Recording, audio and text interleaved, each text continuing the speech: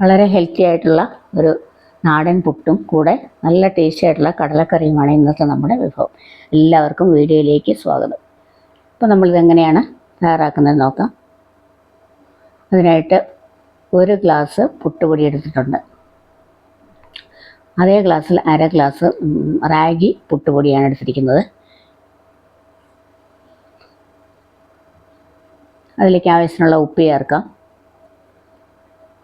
പിന്നെ ഒരു 1/4 ടീസ്പൂണോളം നെയ്യൂടെ ചേർക്കുന്നുണ്ട്. ഇത് ഓപ്ഷണലാണ്. നമുക്കൊരു അല്പം ടേസ്റ്റ് കൂടുതൽ കിട്ടാനായിട്ട് അങ്ങനെ ചേർത്തന്നേ ഉള്ളൂ. ഇതെല്ലാം കൂടെ ഒന്ന് മിക്സ് ചെയ്യാം.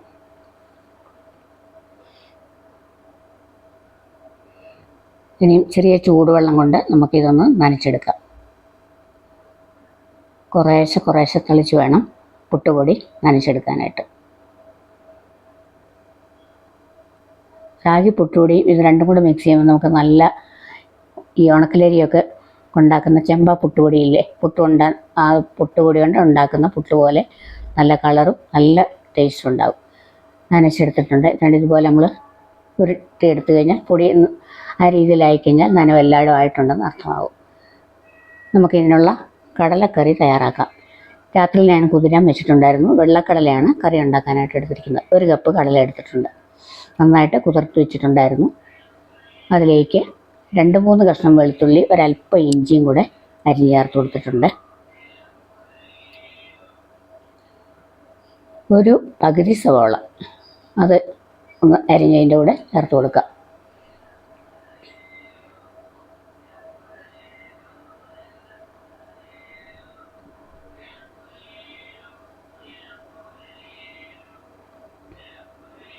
ഒരു പച്ചമുളക് ഇതുപോലെ നീളത്തിൽ കീറി നമുക്ക് ചേർക്കാം. ഒരു കൂടുതൽ ആവശ്യമുണ്ടെങ്കിൽ നമുക്ക് അതിൻ്റെ അളവ് കൂട്ടിയാൽ മതിയാവും. ഇനിയും കടല മുങ്ങി കിടക്കത്തക്ക രീതിയിൽ വെള്ളം കൂടെ ഒഴിച്ചു കൊടുക്കാം. രുചിക്ക് ആവശ്യമുള്ള ഉപ്പ് ചേർത്തു.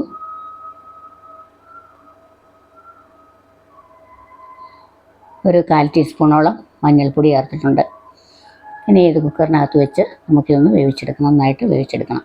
അപ്പം വിസിലിട്ടിട്ട് ഒരു ഹൈ ഫ്ലെയിമിൽ 1 വിസിലും പിന്നീട് കുറച്ച് വെച്ചൊരു 4 വിസിലുമാണ് ഞാൻ വെച്ചിരുന്നത്. അപ്പം എങ്ങനെയുണ്ടെന്ന് നോക്കാം. കടല നന്നായിട്ട് വെന്ത് വന്നിട്ടുണ്ട്. ഇനി നമുക്ക് കറി തയ്യാറാക്കാനായിട്ട് തുടങ്ങാം. ഒരു പാൻ വെച്ചിട്ട് അതിലേക്ക് ഒരു അരപ്പ് തയ്യാറാക്കാനുണ്ട്. അരമുറി തേങ്ങ ഇട്ട് കൊടുക്കുക.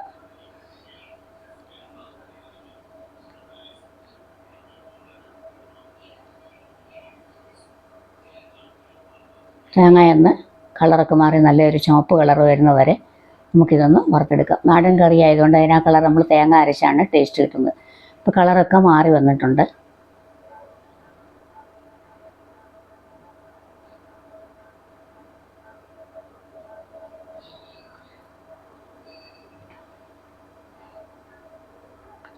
ഈ കുറച്ച് വെച്ചതിന് ശേഷം അതിലേക്ക് ഒരു 1/4 ടീസ്പൂൺ മല്ലിപ്പൊടി, എരിവിന് ആവശ്യമുള്ള മുളക് പൊടി, ഞാനിപ്പോൾ 1/2 ടീസ്പൂൺ മുളക് പൊടി മാത്രമേ ഇതിലേക്ക് ചേർക്കുന്നുള്ളൂ.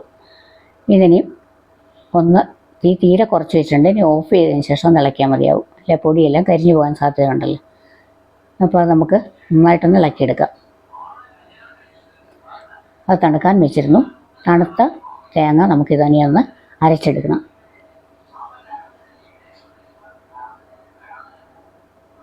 പിന്നെ വറുത്തരയ്ക്കുമ്പോൾ നല്ലൊരു ടേസ്റ്റ് ഉണ്ടാകും കറിക്ക്. അപ്പോൾ അതിലേക്ക് നമ്മൾ വേവിച്ച് വെച്ചിരിക്കുന്ന കടലയെന്ന് വളരെ കുറച്ച് ഇതിൻ്റെ കൂടെ ചേർക്കും. നല്ല കൊഴുപ്പ് കിട്ടും അതിനായിട്ട്. അല്ലെ കശുവണ്ടി ഉണ്ടെങ്കിൽ അത് ഒരു 4-5 കഷ്ണം ചേർത്താലും മതിയാവും. ഒന്ന് പൊടിച്ചതിന് ശേഷം നമുക്കതിലേക്ക് കുറച്ച് വെള്ളം ഒഴിച്ച് നന്നായിട്ട് അരച്ചെടുക്കാം. നന്നായിട്ട് അരച്ചെടുത്തിട്ടുണ്ട്. ഇനി വീണ്ടും നമുക്കതേ പാൻ തന്നെ വെച്ചിട്ടുണ്ട്.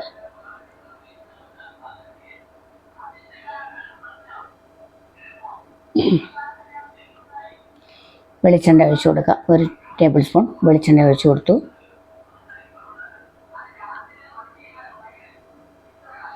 അര ടീസ്പൂൺ കടുക് ചേർക്കുക. ഉണക്കമുളക് മുറിച്ചിട്ട് കൊടുത്തു. 1 തണ്ട് കരിവേപ്പിലയും ചേർത്തു.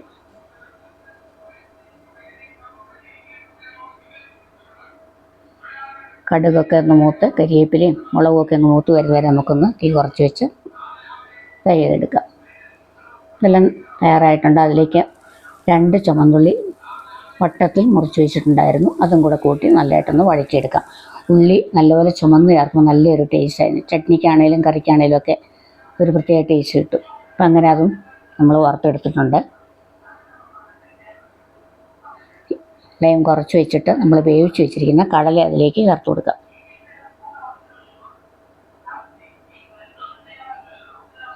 കൂടെ തന്നെ നമ്മൾ തയ്യാറാക്കി വെച്ചിരിക്കുന്ന അരപ്പും കൂടെ ചേർക്കുക.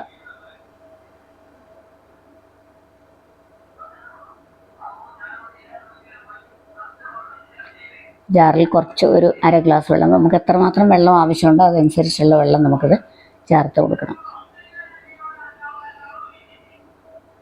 പുട്ടിനോ കടലയ്ക്കും ചപ്പാത്തിക്കും ഒക്കെ, ദോശയ്ക്കും ചപ്പാത്തിക്കും ഒക്കെ നല്ല ഈ ഒരു കറി നമ്മുടെ നാടൻ ടേസ്റ്റ് കിട്ടുകയും ചെയ്യും. അപ്പോൾ വെള്ളമെല്ലാം ചേർത്ത് കൊടുത്തിട്ടുണ്ട്. ഇതിന് നന്നായിട്ടൊന്ന് തിളച്ചൊന്ന് കുറുകി വരാനായിട്ട് വയ്ക്കാം. എല്ലാം കൂടെ മിക്സ് ചെയ്യാം.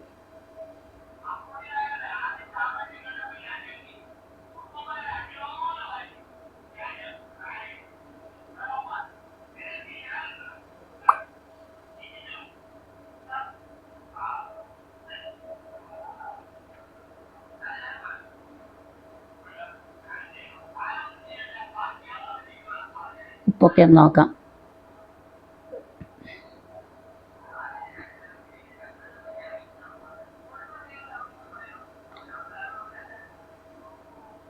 അത് നോക്കിയപ്പോൾ അല്പം കുറവുണ്ട് ഉപ്പ്, അതോടെ ചേർത്ത് കൊടുക്കാം.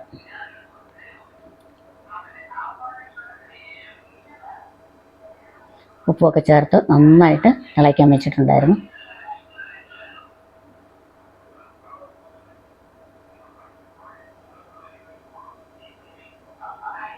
ഇനി നമുക്ക് പുട്ടുപൊടിയെല്ലാം നമുക്കൊന്ന് തുറന്നതിലേക്ക് പുട്ടുപാത്രത്തിലിട്ട് വേവിച്ചെടുക്കാം. ചിരട്ടപ്പുട്ടാണ് തയ്യാറാക്കുന്നത്. ആദ്യം തേങ്ങ ഇട്ട് കൊടുത്തു, പിന്നീട് നനച്ച് വെച്ചിരിക്കുന്ന അരിപ്പൊടി നമുക്ക് അതിലേക്ക് അരിയും റാഗിയും കൂടി മിക്സ് ചെയ്തിട്ട് കൊടുക്കാം. കുക്കറിൽ വെള്ളം വെച്ച് തിളച്ചിട്ടുണ്ട്. ആവി വരുമ്പോൾ നമുക്കിത് അങ്ങോട്ട് വെച്ച് കൊടുക്കാം. ഇനി ഒരു 10 മിനിറ്റ് മീഡിയം ഫ്ലെയിമിൽ വെച്ച് കഴിയുമ്പോഴത്തേക്ക് ഇതാ നമ്മുടെ നല്ല സൂപ്പർ ഹെൽത്തി ആയിട്ടുള്ള പുട്ട് റെഡി ആയിട്ടുണ്ട്. കടലക്കറിയും പുട്ടും തയ്യാറായി. നല്ല ഹെൽത്തി ആയിട്ടുള്ള ബ്രേക്ക്ഫാസ്റ്റുകൾ തയ്യാറാക്കാം. വീഡിയോ ഇഷ്ടപ്പെട്ടാൽ ലൈക്ക് ചെയ്യാൻ, ഷെയർ ചെയ്യാനും സബ്സ്ക്രൈബ് ചെയ്യാനൊന്നും മറക്കരുത്. ഹൈപ്പ് ചെയ്യണം. വീണ്ടും കാണാം.